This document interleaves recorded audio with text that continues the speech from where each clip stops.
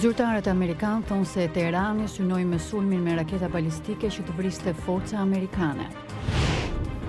Dhoma e përfaqësuesve pritet të votojë rezolutën që do të kufizonte kompetencat e presidentit Donald Trump për të bërë luftë me Iranin. Ukraina dhe Kanadaja kërkojnë hetim të plot mbi rrëzimin e një avioni në Iran që shkaktoi vdekjen e 176 personave.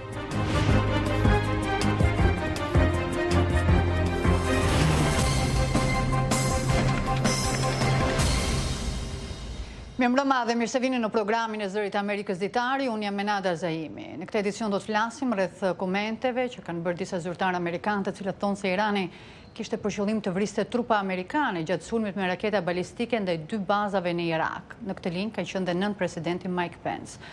Po sot dhoma e përfaqësuesve pritet të hedhë në votim një rezolutë e cila do të kufizonte kompetencat e presidentit Donald Trump për të bërë luftë me Iranin.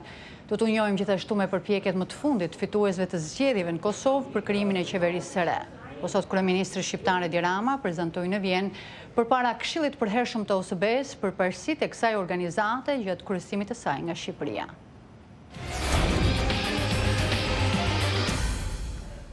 Do ndalemi fillimisht në disa prej zhvillimeve kryesore të ditës. Zyrtarët amerikanë thonë se ata besojnë se Irani kishte për qëllim të vriste trupa amerikane gjatë sulmit me raketa balistike ndaj 2 bazave në Irak që strehojnë forca amerikane. Njoftimet vinë ndërsa një ditë më parë presidenti Donald Trump tha se Irani duket se është tërhequr nga një konflikt i ri me Shtetet e Bashkuara. Raketat balistike që u qelluan ndaj bazave amerikane besojmë se kishin për qëllim të vrisnin amerikan, tha sot nën presidenti Mike Pence gjatë një interviste për jetën televizive NBC. Ai shtoi se Washingtoni ka informacione që tregojnë se ky ishte qëllimi iranianëve. Pohimi i zotit Pence i bën jehon komenteve të një dite më parë të shefit të shtatmadhërisë amerikane, generalit Mark Milley. Ai u tha gazetarëve në Pentagon se vendi goditjes ishte shumë pranë personelit dhe pajisjeve dhe bazuar tek ajo që pa dhe që di, sulmi kishte për qëllim të shkaktonte dëme strukturore, të shkatronte automjete, pajisje, avione, të vriste personelin, siç tha ai. Si pasojë e sulmit me 16 raketa balistike me rrezet shkurtër veprimi të lëshuar nga 3 baza brenda Iranit, nuk u plagos asnjë amerikan, por generali Milley tha se fakti që nuk pati viktime ka të bëjë më shumë me teknikat mbrojtëse të forcave amerikane sesa me qëllimin e sulmit. Ndërkaq, dhoma e përfaqësuesve pritet të hedhë në vot një rezolutë e cila do të kufizonte kompetencat e presidentit Donald Trump për të bërë luftë me Iranin. Rezoluta ka gjasat miratohet në dhomën e përfaqësuesve ku demokratët kanë shumicën, por jo në senatin e kontrolluar nga republikanët. Kryetarja e dhomës përfaqësuesve Nancy Pelosi tha se urdhri që dha zoti Trump për sulmin me dron që vrau javën e kaluar generalin iranian Qasem Soleimani u bë pa u këshilluar me Kongresin. Zyrtarët e administratës informuan një ditë më parë Kongresin mbi këtë çështje, por duket se ligjvënësit kanë ngritur pikpyetje rreth asaj se sa i justifikuar ishte sulmi. Nuk është e pranueshme që zyrtarët brenda qeverisë të na thonë se ne nuk mund të diskutojmë se sa justifikuar ose jo është një ndërhyrje ushtarake ndaj Iranit. Kjo nuk përputhet me parimet amerikane, është jo kushtetuese dhe e gabuar, tha senatori republikan Mike Lee.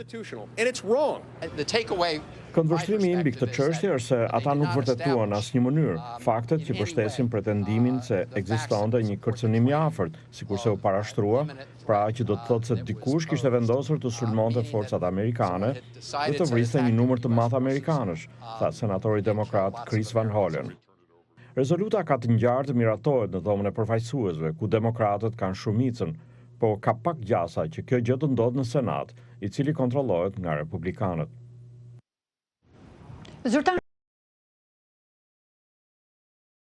Shkaku i rrëzimit të avionit ukrainas menjëherë pas ngritjes nga aeroporti ndërkombëtar i Teheranit të mërkurën në mëngjes. Të 176 personat në bord humbën jetën.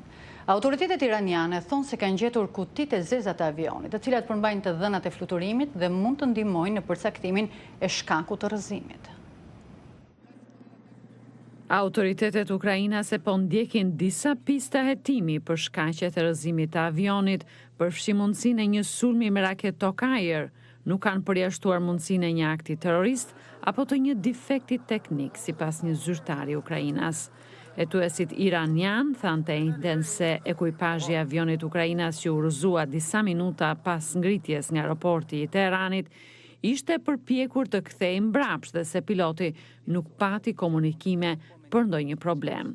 Raporti fillestar nga Organizata Civile e Aviacionit të Iranit citoi gjithashtu dëshmitarët në tokë dhe në një avion në fluturim të kanë thënë se avioni i kompanisë ukrainase ishte përfshirë nga flakët para se të binte në tokë. Presidenti i Ukrainës Volodymyr Zelenski e shpallit e njëjtën një ditëzie për 167 pasagjerët dhe 9 anëtarët e ekipazhit që humbën jetën. Avioni i linjës ajrore të Ukrainës PS-752 urëzua pak minuta pas ngritjes, kur ishte në lartësi prej rreth 2500 metrash. Autoritetet iraniane thanë se kanë gjetur regjistruesin e zërit kabinës dhe regjistruesit e të dhënave të fluturimeve nga avioni Boeing, por nuk do të ndajnë informacionin e marrë prej tyre me prodhuesin amerikan. Departamenti Amerikan i Shtetit njoftoi se po i ndjek zhvillimet nga afër dhe është i përgatitur t'i ofrojë Ukrainës gjithë ndihmën e nevojshme. Ukraina po kërkon një hetim të plotë dhe të besueshëm. Sigurisht ne do të kërkojmë që ky hetim të zhvillohet sa më transparent që të jetë e mundur, kështu që duhet të përfshihen të gjitha organizatat ndërkombëtare, publike, që mund të sigurojnë ose forcojnë besimin në këtë hetim. Autoritetet ukrainase kanë pezulluar të gjitha fluturimet me Iranin në pritje të hetimit. Incidenti ndodhi vetëm disa orë pasi Irani hodhi një numër raketash mbi 2 baza irakiane që strehonin trupa amerikane. Rrëzimi është një goditje e re për kompaninë Boeing, e cila u detyrua të pezullojë fluturimin e avionit të saj 737 Max në vitin 2019 pas 2 përplasjeve fatale brenda 5 muajve nga njëri tjetri që lanë 346 persona të vdekur. Investitorët po vëzhgojnë me kujtesë rritjen e tensioneve mes Shteteve të Bashkuara dhe Iranit. Çmimet e naftës janë luhatur që pas vrasjes së generalit iranian Qasem Soleimani, po përkundër situatës krijuar ato poruan një farë stabiliteti. Gazetarja e Zërit Amerikës Ardita Dunellari bisedoi me analistë të tregut. Pasi Irani sulmoi një bazë ushtarake në Irak ku strehoheshin ushtar amerikan, çmimet e naftës arritën nivelin më të lartë në 4 muajt e fundit. Por ato ulën prapë pas deklarimit të presidentit Trump se tani e tutje veprimet ushtarake do të jenë të kufizuara. Krahasuar me periudhën e njëjtë të vitit të kaluar, çmimet e naftës janë rritur 25%. Analisti Mark Hamrick thotë se investitorët po përcjellin me kujdes mundësinë për shkallëzime të mëtejmë të situatës dhe ndikimin që mund të ketë kjo në prodhimin e naftës.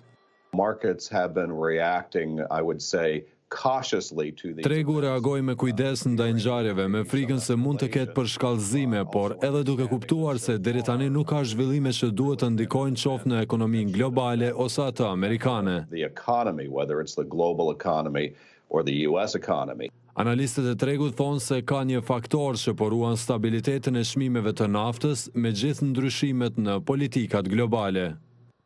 The United States has really changed Shtetet e Bashkuara ndryshuan përbërjen e tregut global të naftës duke u bërë furnizues dhe eksportues gjigant. Investitorët mendojnë se furnizimi me naftë pa përpunuar nuk do të ndikohet shumë. Are thinking that the global supply of crude will not be dramatically affected. Ndërkohë që SBA është prodhuesi më i madh i naftës me 18% të furnizimit të tregut, investitorët shqetësohen se lindja e mesme mund të sjellë pasigurinë në çmimet e naftës.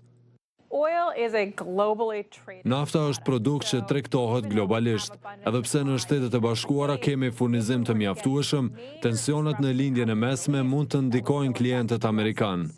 Kërcënimet e Iranit për hakmarrje rritën shqetësimet për sulme kibernetike ose goditje ushtarake kundër prodhuesve të naftës në lindje të mesme. Lindja e mesme prodhon sasinë më të madhe të naftës në botë duke siguruar 30% të furnizimit. Në rast të ndërprerjes së prodhimit, rajoni ka kapacitete shtesë që mund të vihen në përdorim.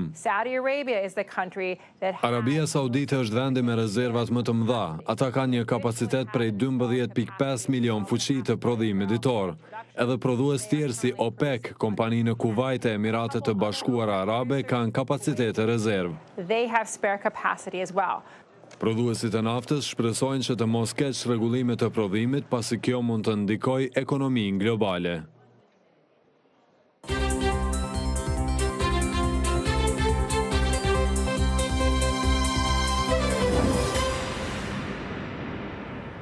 Kryeministri shqiptar Edi Rama prezantoi sot në Vjenë përpara Këshillit të Përhershëm të OSBE-s përparësitë e kësaj organizate gjatë kryesimit të saj nga Shqipëria përgjatë vitit 2020. Kriza në Ukrainë, promovimi i dialogut dhe angazhimi për zbatimin nga vendet anëtare të parimeve bazë që janë në themel të OSBE-s përbëjnë disa nga pikat kryesore ku Shqipëria do të përqendrohet. Më shumë detaje sjell raporti korespondentit ton Armand Mero. Ukraina, zona ku prej disa vitesh është përqendruar vëmendja jo vetëm e OSBE-s, pritet të jetë destinacioni i vizitës së parë të kryeministrit dhe ministrit të jashtëm shqiptar Edi Rama në cilësinë e kryetarit të radhës së OSBE-s. Ndërsa kriza në Ukrainë dhe përreth saj mbetet sfida më e ngutshme e sigurisë në Europë, kontributi unik i dhënë nga misioni special i monitorimit për uljen e tensioneve dhe nxitjen e paqes, stabiliteti dhe sigurisë është thelbësor.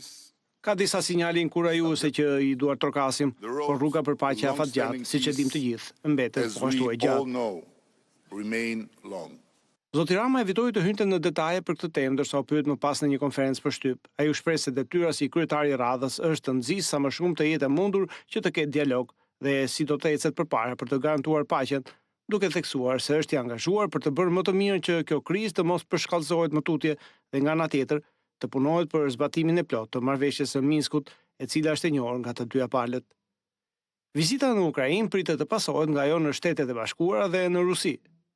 Në fjalën e tij të prezantimit të përparësive të Shqipërisë, kryeministri Rama tha se parimet themelore të Helsinkit, respektimi i sovranitetit, integriteti territorial dhe mbrojtja e të drejtave të njerëzit janë akoma dhe sot një recetë thjeshtë dhe efektive, e për këtë arsye dhe motoja e kryesisë shqiptare të OSBE-s është zbatimi i angazhimeve nga vendet anëtare.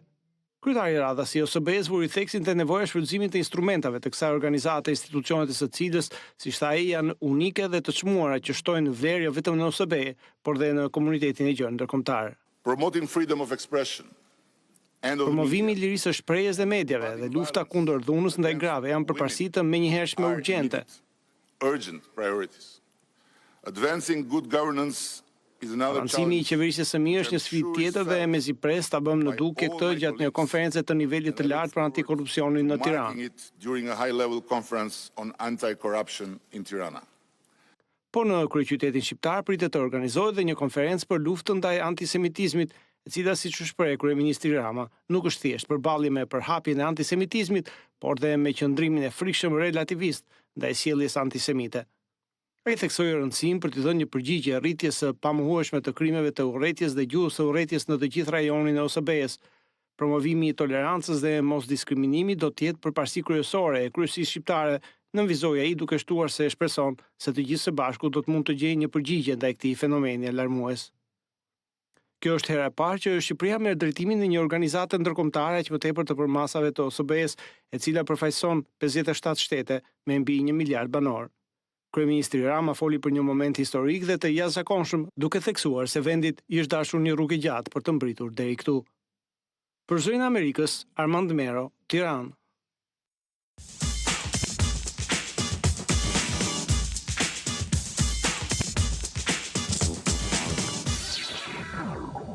Në Kosovë, lëvizja vetëvendosje dhe lidhja demokratike rifilluan këtë javë përpjekjet për të arritur një marrëveshje për bashkëqeverisje më shumë se 3 muaj që nga mbajtja e zgjedhjeve. Megjithse të dy subjektet që dolën të parat në zgjedhje kanë rënë dakord për një qeveri koalicioni, ato nuk po gjejnë gjuhën e përbashkët për ndarjen e pushtetit. Edhe një takim që u mbajt sot pasdite nuk siguroi një marrëveshje, ndonse para fillimit të dyja palët thanë se po përpiqen të arrijnë një pajtim për formimin e qeverisë së re. Përpjekjet nuk i ndalim, lëvizje ka pasur, marrëveshje nuk ka ende. Zoti Kurti tha se po shkon në takim me kryetarin e Lidhjes Demokratike të Kosovës, Isa Mustafa, për të arritur marrëveshje, por sipas tij një gjë e tillë nuk varet prej tij. Duke hyrë në ndërtesën e Parlamentit të Kosovës ku po mbahet takimi, edhe kryetari i Lidhjes Demokratike, Isa Mustafa, tha kalimthi se po bën përpjekje për një marrëveshje. Asnjëri dhe as tjetri nuk dha ndonjë udhësi rreth këtyre negociatave maratonike që filluan më njëherë pas zgjedhjeve, por dështuan të sigurojnë një marrëveshje për formimin e qeverisë. Përgjatë negociatave janë hedhur ide nga më të ndryshmet lidhur me marrëveshjen, ndërsa i vetmi qëndrim i pandryshueshëm deri tash është këmbgulja e të dyja partive se nuk ka alternativë tjetër përveç koalicionit ndërmjet tyre, me kush që kjo të nënkuptoj edhe zgjedhje të reja.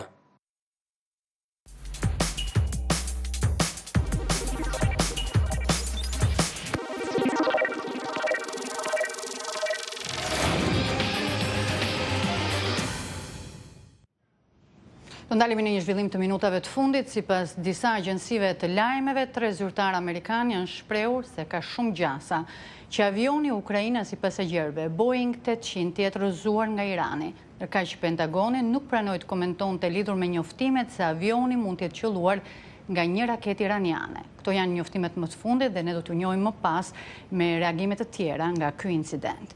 Do ndalemi në të tjera zhvillime. Autoritetet në juglindjet e Australisë u bën thirrje banorëve të largohen për shkak pritet të rriten mbi 30 gradë Celsius. Si pasojë një thatësire 3 vjeçare, rajoni është shndruar në një tokë shkurrësh të thata që kanë nxitur katastrofën. Mbi 200 vatra zjarri në të gjithë vendin kanë shkaktuar vdekjen e të paktën 26 personave, si dhe kanë shkatruar rreth 8 milion hektar tokë e më shumë se 2000 shtëpi. Kryeministri Scott Morrison, i cili është përballur me kritika të forta mbi përgjigjen ndaj situatës, ka vënë në dispozicion një fond prej 1.4 miliard dollarësh. Kompania Facebook ka vendosur të mos kufizojë mundësinë që reklamat politike t'u drejtohen grupimeve të caktuara. Drejtori i kompanisë Mark Zuckerberg ka thënë se vazhdimisht liria për mesazhe politike është e rëndësishme dhe se Facebooku nuk dëshiron të ndërhyjë në të. Kompania Facebook ka vendosur të mos kufizojë mundësinë që reklamat politike t'u drejtohen grupimeve të caktuara. Rivalja kryesore e saj në fushën e reklamave digjitale, kompania Google, vendosi në nëntor të luftojë keqinformimin. Asnjëra prej këtyre kompanive nuk do të ndalojë reklamat politike, siç veproi kompania Twitter në muajin tetor. Facebook gjithashtu nuk do të kontrollojë faktet e paraqitura në këto reklama, megjithëse është përballur me presion për këtë çështje. Megjithatë, kompania njoftoi se do të ketë mekanizma më transparent që synojnë t'u japin më shumë kontroll përdoruesve për sasinë e reklamave politike që do të shohin dhe do ta bëjë më të lehtë shfletimin e katalogut të saj online të reklamave politike. Këto masa nuk duket se do të qetësojnë kritikët që gjenden madje edhe në radhët e vetë punonjësve të kompanisë Facebook, të cilët shprehen se Facebooku ka pushtet të tepruar dhe kufizime jo të mjaftueshme për ndikimin që ka ndaj zgjedhjeve dhe vetë demokracisë. Facebook ka këmbgulur se nuk do të verifikojë faktet e paraqitura nga reklamat politike. Kritikët thonë se kjo u jep licencën politikanëve të gënjejnë në reklama që nuk mund të monitorohen lehtë nga shikuesit. Drejtori i kompanisë Mark Zuckerberg ka thënë vazhdimisht se liria e fjalës politike është e rëndësishme dhe se Facebook nuk dëshiron të ndërhyjë në të. Kompania Google, e cila kryeson në fushën e reklamave digjitale, do të lejojë shpërndarjen e reklamave politike vetëm tek kategoritë të gjera, si për shembull në bazë të seksit, moshës dhe kodit postar. Në një postim të njëjtën, Facebooku tha se pati marrë në shqyrtim mundësinë e kufizimit të reklamave politike, por se ishte ndërgjegjësuar për rëndësinë e këtyre reklamave pasi kontaktoi audienciat, stafin e fushatave elektorale nga të dyja krahat politik amerikan, grupimet politike dhe organizatat jo fitimprurse. Kandidata demokrat për president po përpiqen për të marrë mbështetjen e një grupi të rëndësishëm votuesish, komunitetit afrikano-amerikan, ndërsa sondazhet tregojnë mbështetje të fuqishme për ish-nën presidentin Joe Biden nga radhët e këtij komuniteti në përgjithësi, disa të rinj thonë se nuk janë të entuziazmuar nga ajo që ofron kampi demokrat dhe se janë ende të pavendosur se kë do të mbështesin.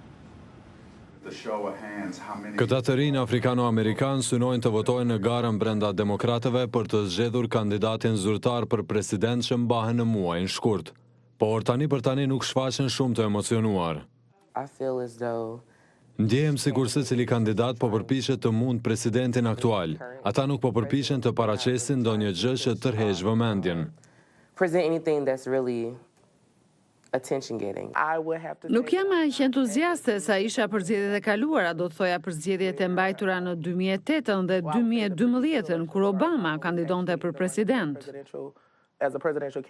Ish-nën presidenti Joe Biden gëzon rreth 35% të mbështetjes në radhët e demokratëve të Karolinës së Jugut, një avantazh prej 20 pikësh krahasuar me senatoren Elizabeth Warren. Analistët thonë se lidhja e zotit Biden me Barack Obaman është pasuri në një shtet me një komunitet të madh afrikano-amerikan. Por këta studentë të Universitetit Shtetëror të Karolinës së Jugut thonë se nuk kanë zgjedhur ende kandidatin e preferuar. Nuk jam entuziaste ende për asnjë prej kandidatëve. Ka disa që më pëlqejnë ose që janë avantazh, por nuk është se mezi pres që do votoj për ta. Dua që të marr vendimin më të mirë. Presidenti Donald Trump po bën përpjekje për të siguruar mbështetjen e afrikano-amerikanëve. Në një mbledhje në shtëpinë e bardhë, të rinj me ngjyrë thanë se zoti Trump duhet vlerësuar për nivelet rekord të papunësisë, si dhe garantimin e më shumë fondeve për kolegje e universitete për komunitetin afrikan-amerikan. Duhet të luftojmë për këtë njeri që mbështet afrikano-amerikanët. Do të luftojmë që ai të vazhdojë detyrën e tij. Në kampin demokrat, kandidatët afrikano-amerikan kanë hasur në vështirësi. Senatorja e Kalifornisë Kamala Harris u tërhosh nga gara ndërsa sondazhet tregojnë ulje të vazhdueshme të mbështetjes ndaj senatorit të New Jerseyt, Cory Booker. Të gjithë votuesit afrikano-amerikan thonë se çështja kryesore e tyre është të gjejnë dikë që mund ta mund Donald Trumpin. Por kjo mund të mos jetë mjaftueshme për të frymëzuar votuesit e rinj. Ata nuk po paraqesin plane që tërheqin vërtet vëmendjen e votuesve që këta të fundit të vinë tek ata. Të rinjt kanë tendencë të tërhiqen nga kandidatët me ide të guximshme për kujdesin shëndetësor dhe ekonominë. Kujdesi shëndetësor është natyrisht një çështje shumë e rëndësishme, si dhe falja e kredive studentore, sepse dua të studioj për mjekësi. Biden e shikon Karolinën e Jugut si një pikë të fortë nëse beson lëkundje në Iowa dhe në New Hampshire, shtete me komunitet të vogël afrikano-amerikanësh. Shumë të rinj afrikano-amerikan mund të jenë të pavendosur, por ata e dinë se vota e tyre mund të jetë thelbësore për zgjedhjet në funksion të zyrtarizimit të kandidatit demokrat për president.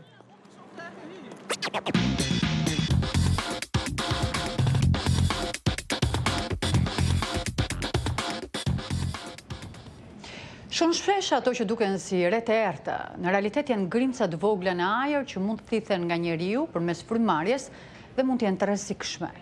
Një grup shkencëtarësh me ndihmën e Fondacionit Kombëtar të Shkencës po krijon një rrjet sensorësh që mund t'i paralajmërojnë njerëzit kur cilësia e ajrit është e keqe.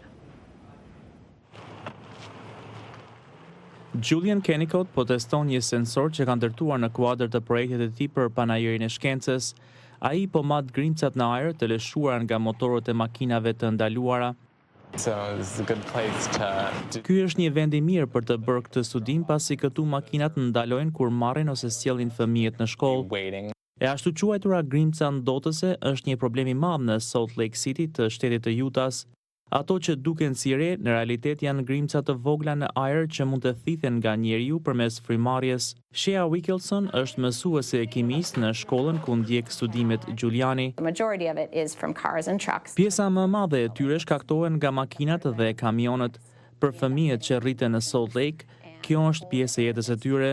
Ajri i ftohtë ngec këtu në lugin, duke krijuar kushtet për ndotjen e tij. Inxhinierja e kimisë Kerry Kelly punon në Universitetin e Utahs. Me mbështetjen e Fondacionit Kombëtar të Shkencës, ata po bashkëpunojnë me shkencëtar të rajonit për të ndërtuar një rrjet sensorësh për matjen e cilësisë së ajrit në të gjithë zonën. Ata e quajnë këtë sistemi AirU. Kemi vendosur sensor në shkolla, shtëpitë e nxënësve dhe në vendet e tjera të komunitetit. Jemi përpjekur t'i shpërndajmë sensorët në vende të ndryshme për nga lartësia, lloji i tokës dhe niveli socioekonomik i zonave. Synimi ynë është të monitorojmë ndotjen nga grimcat dhe t'u japim qasje tek të dhënat tona të gjithëve në një format të lehtë për të kuptuar në kohë reale. Sensorët që përdori Giuliani për projektin e tij shkencor i morin nga ekipi AirU. Ekipi vizitoi shkollën e Giulianit për një kurs për ndërtimin e sensorëve duke përdorur legot. Një pjesë e madhe e instruktorëve të kursit janë student. Në mesin e tyre është edhe studentja e vitit të parë, Katrina Lee, e cila filloi punën me projektin si praktikante kur ishte në shkollë të mesme. Ajo ndihmoi në zhvillimin e modulit Lego. Ne filluam me një ide tjetër. Ne u përpoqëm të përdorim kutitë tic-tac, por pastaj menduam se Lego është një ide shumë e mirë për të angazhuar nxënësit. Kelly thotë se projekti synon edukimin shkencor në nivelin bazë. Këtu në Utah dhe në shumë rajone në të gjithë vendin, cilësia e ajrit është një problem shumë i ngutshëm dhe nëse do të marrim vendime të mira për cilësinë e ajrit, ne duhet të edukojmë brezin e ardhshëm të vendimarrësve. Dhe angazhimi i shkencëtarëve të rinj mund të çojë në një të ardhme më të pastër.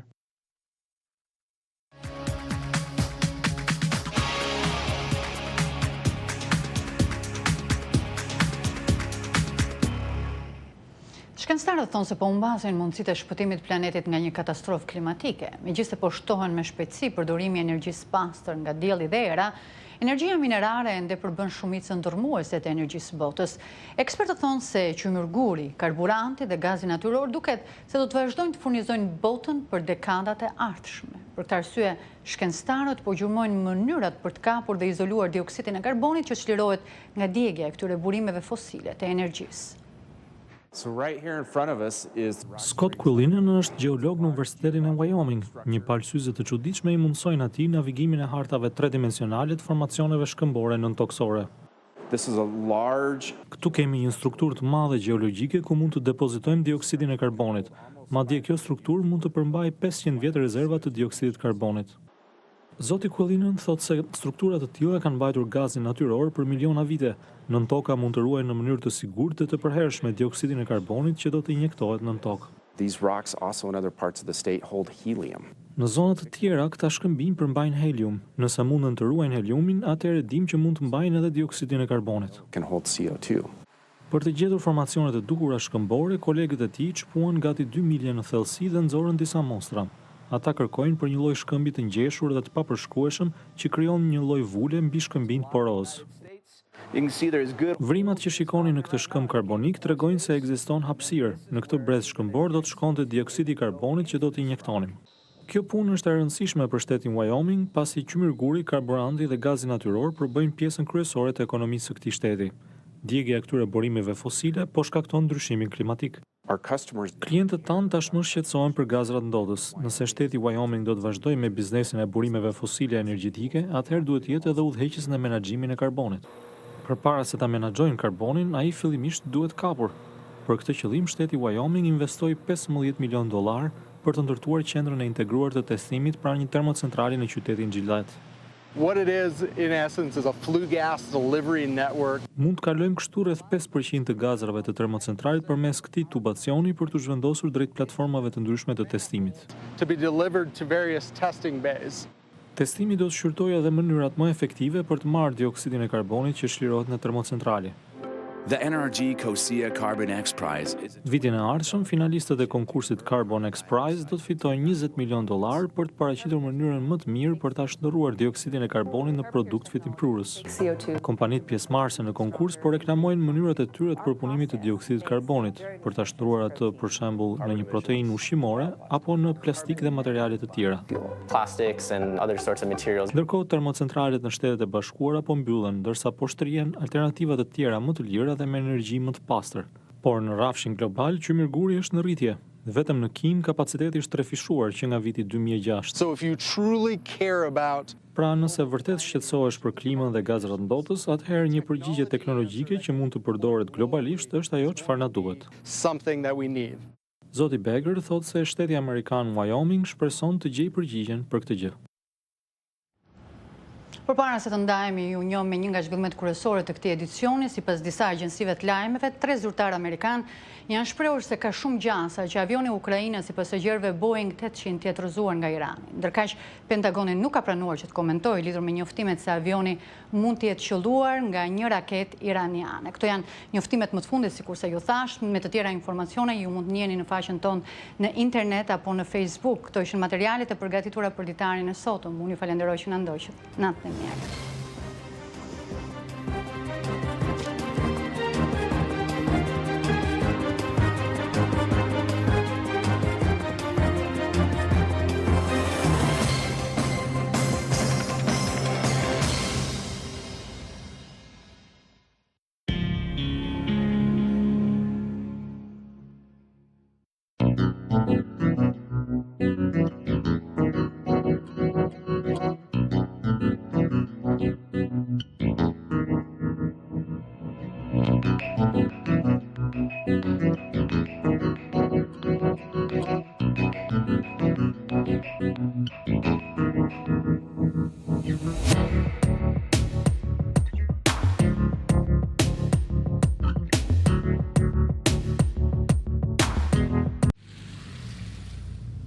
I'm John Davis, and this is Motor Week.